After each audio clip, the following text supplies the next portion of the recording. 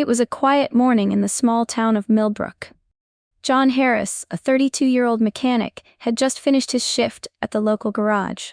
He was a man of simple habits, working hard to provide for his wife and 2 young children. John was well liked by his neighbors. Everyone knew him as a kind, honest person who would never hurt a soul. But that morning, everything changed. As he walked out of the garage and locked up, 2 police officers approached him. They told him there had been an incident nearby. A woman had been attacked, and she had pointed to John as the one responsible. He was stunned. John insisted he was innocent, but the officers weren't listening. His words meant nothing in that moment. He was handcuffed and taken away in the police car. His wife, Emma, was at home when the news came. The knock on the door was soft at first, but the officers' words were heavy. "Your husband has been arrested for a serious crime," they said. Emma's world collapsed in that instant. She couldn't believe it. John? The man she had spent years with, the man who had always put his family first? The news spread quickly through town. John's friends and neighbors were all in disbelief.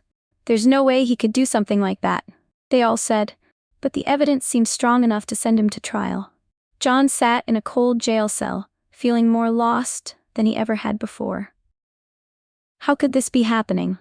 How could they accuse him of something so terrible when he hadn't done anything? His thoughts raced as he tried to make sense of it all. The only thing he knew for sure was that he was innocent, and that was the only thing he could hold on to. The courtroom was packed on the first day of John Harris's trial.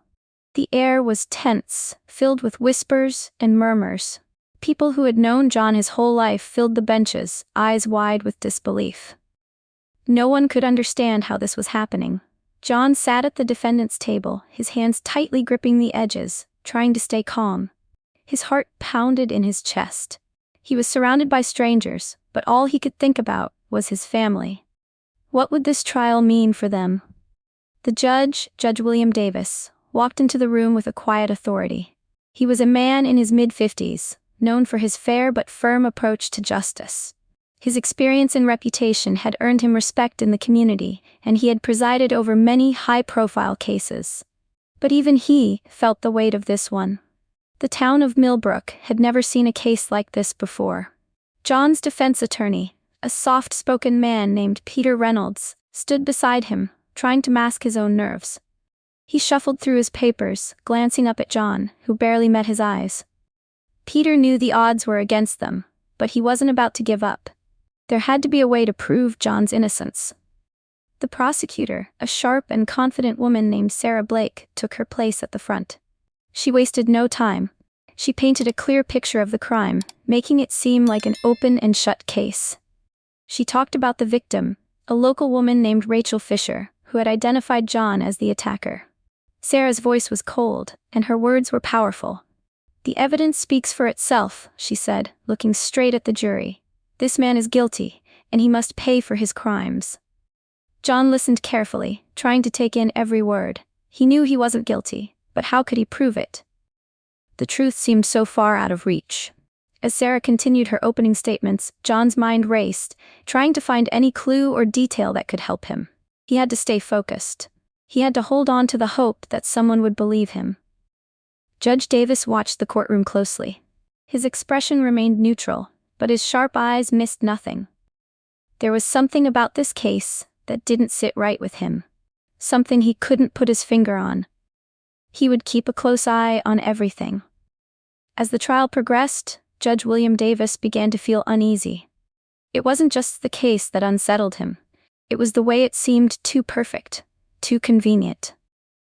Something about the evidence didn't add up. His years of experience had taught him to trust his instincts, and right now, they were telling him there was more to this story than met the eye. Each day, as Sarah Blake, the prosecutor, presented more of her case, Judge Davis couldn't help but notice the little inconsistencies. Details that didn't fit together as neatly as they should. The victim, Rachel Fisher, had identified John as her attacker, but her memory seemed a little too clear, too precise. The timeline of the attack didn't quite line up with John's whereabouts. And the physical evidence? It was circumstantial at best. One afternoon, after the courtroom had emptied, Judge Davis sat alone in his chambers, reviewing the case files again. He flipped through the photos of the crime scene, the witness statements, and the forensic reports. Nothing screamed guilty. He leaned back in his chair, staring at the wall. Could it be that they had the wrong man? Was John Harris innocent? The judge's thoughts were interrupted by a knock on the door. It was his clerk, handing him a report from a private investigator he had quietly hired. The investigator had been looking into the background of the victim, Rachel Fisher. What the report uncovered shocked the judge. It seemed Rachel had a history of lying, of making false accusations in the past. Judge Davis felt a rush of concern. He couldn't ignore this. The more he thought about it, the more certain he became. There was something wrong with this case. And if John was innocent, the truth had to come out. He knew it was time to take a deeper look. The more Judge Davis dug into the case, the more questions he had. He couldn't shake the feeling that the truth was being hidden right under his nose. His growing concern for John Harris led him to take matters into his own hands. While the trial continued in the courtroom, the judge quietly ordered a deeper investigation. He knew he couldn't trust everything that had been presented so far. Judge Davis reached out to a private investigator named Tom Mitchell, who had a reputation for uncovering hidden truths. Tom had worked on a number of high-profile cases, and the judge knew he had the experience to get to the bottom of things. He gave Tom full access to the case files and instructed him to look into every detail, no matter how small. The investigation quickly revealed several oddities. For one, the timeline of the attack didn't match up with John's known whereabouts. There were reports that he had been working at his garage at the time of the attack, with several people able to confirm his alibi. But there was more. Tom uncovered a series of phone calls made by Rachel Fisher the night before the attack. Calls that had not been mentioned during the trial. They seemed to point to someone else, someone who had a motive to hurt Rachel. But who? Meanwhile, as Tom continued his work, John's defense attorney, Peter Reynolds, pushed harder in the courtroom. He began to ask more pointed questions about the evidence and the victim's statements. The defense team started to notice small but crucial errors in the prosecution's case. Pieces of evidence that didn't add up. Witness testimonies that seemed forced.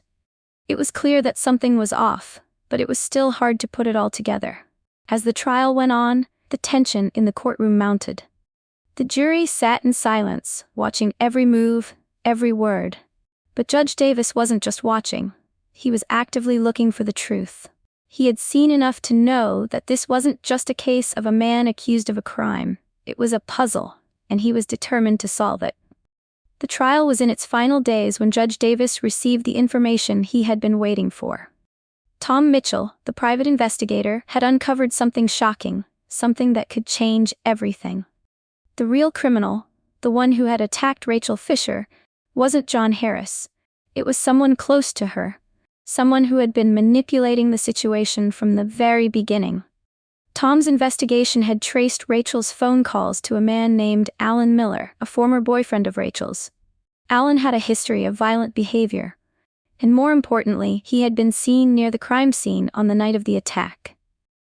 It was Alan who had threatened Rachel in the past. And it was Alan who had been seen leaving her house the night she was attacked.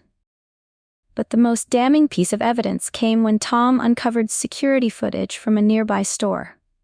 The footage clearly showed Alan Miller walking away from Rachel's house just moments after the attack. He was wearing a jacket that matched the description Rachel had given of the attacker, and he appeared to be in a hurry. But instead of being arrested, Alan had used his influence to make it look like John Harris was the one responsible. The judge knew that the case had taken an unbelievable turn. Alan had framed John to cover up his own crime. But why? The answer lay in the details. Alan had been in debt, and he needed to divert suspicion away from himself to avoid the consequences of his actions. So he planted false evidence and manipulated Rachel into identifying John, hoping that no one would question her word. Judge Davis wasted no time. He called for an emergency session in the courtroom. The truth had to come out, and it had to come out fast. As the courtroom filled with anxious faces, the judge looked down at the defendant's table. John Harris, still nervous but now filled with hope, sat there. His heart raced as he prepared himself for the news. When the judge addressed the court, his voice was firm, but there was a hint of disbelief in it. "I have seen enough," he began. "The evidence presented here no longer supports the claims made against Mr. John Harris." He then revealed the shocking discovery: Alan Miller's involvement in the attack and the false accusations against John. Rachel Fisher, sitting in the witness stand, looked as if she had been struck by lightning. She had been manipulated. Her own fear and vulnerability had been exploited. The weight of the truth began to hit her.